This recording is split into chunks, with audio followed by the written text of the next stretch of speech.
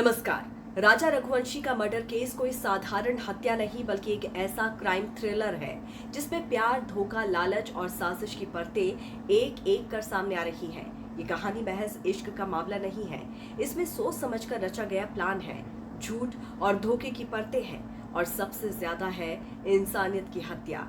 राजा रघुवंशी का खून जैसे अपने आप बोल पड़ा, जैसे उसके शरीर से निकला लहू अपने कातिलों की पहचान खुद करने लगा। पुलिस को अभी भी शक है कि इस पूरी साजिश के पीछे कोई और बड़ा चेहरा है जो अब तक सामने नहीं आया है। इस क्राइम स्टोरी में हर किरदार का अपना एक चेहरा है, कुछ साफ, कुछ नकाब में, लेकिन एक बात तय है, ये सिर्फ एक मर्डर केस नहीं है बल्कि भरोसे और मोहब्बत को कुचलने की साजिश है। सवाल यही है, क्या इंसाफ इस कहानी का आखिरी चैप्टर बनेगा या कोई नया ट्विस्ट अभी बाकी है? अभी तक जितने भी खुलासे सोनम रघुवंशी को लेकर हुए हैं वो चौंकाने वाले हैं। जरा सोचिए कि अगर टूरिस्ट के कैमरे में सोनम और उसके साथ राजा के 3 किलर्स कैद नहीं होते तो कितना बड़ा सबूत मिट जाता। जरा सोचिए कि अगर राजा की बॉडी नहीं मिलती तो खाई में कितना बड़ा सबूत दफन हो गया होता। जरा सोचिए कि अगर जिस होटल में राजा और सोनम ने आखिरी रात बिताई थी वहां सोनम का मंगलसूत्र नहीं मिलता तो कितना बड़ा गवाह गायब हो जाता।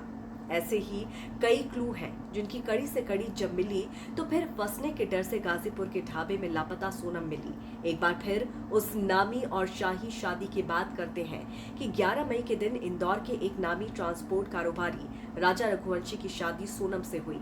सब कुछ बिल्कुल फिल्मी लग रहा था, जैसे कोई परियों की कहानी हो, लेकिन किसी को अंदाजा नहीं था कि ये शादी असल में मौत की ओर जाने वाली सीढ़ी है।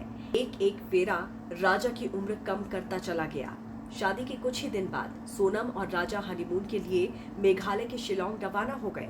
रास्ते में उन्होंने गुवाहाटी के कामाख्या मंदिर में दर्शन किए। फिर ये जोड़ा मेघालय के शिलोंग चला गया। ये सफर खूबसूरत यादें बनाने के लिए था, लेकिन 23 मई को ये कपल अचानक लापता हो गया। कई दिनों की तलाश और तनाव के बाद 2 जून को राजा की लाश शिलोंग की पहाड़ियों से मिली, तो वहीं सोनम कहीं गायब थी। सोनम को लेकर तरह तरह की आशंकाएं घिरने लगी। ये तक लगने लगा कि शायद सोनम का किडनैप हो गया और उसे बांग्लादेश ले जाया गया है। लेकिन तब इस मामले में सबसे बड़ा मोड़ आ गया जब 9 जून को सोनम ने उत्तर प्रदेश के गाजीपुर में सरेंडर कर दिया। पूछताछ शुरू हुई और जो सामने आया उसने हर किसी को चौंका दिया। सोनम ने पुलिस के सामने कबूल किया कि राजा की हत्या उसने अपने प्रेमी राज कुशवाहा के साथ मिलकर की थी। उन्होंने मिलकर राजा को अपनी जिंदगी से हटाने का फैसला पहले ही कर लिया था। ये कोई गुस्से में उठाया गया कदम नहीं था, बल्कि पहले से प्लान किया गया मर्डर था जो शादी से पहले ही तय कर लिया गया था। राज कुशवाहा, जो कि राजा के घर में नौकर के तौर पर काम करता था, सोनम का प्रेमी था। सोनम ने जानबूझकर राजा से शादी की ताकि उसे बाद में रास्ते से हटाकर राज से शादी कर सके। उनकी योजना थी कि एक विधवा बनकर सोनम और राज फिर से एक साथ हो जाएंगे बिना किसी रुकावट के।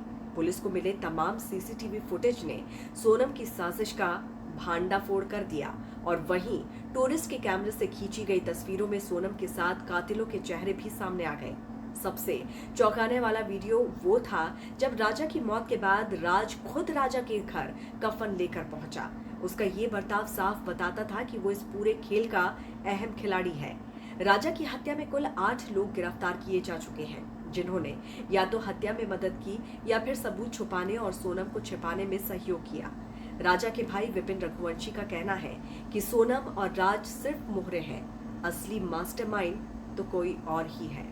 तो इस पर आपकी क्या राय है, जरूर बताइए। जुड़े रहिए राष्ट्रहित टीवी के साथ। नमस्कार।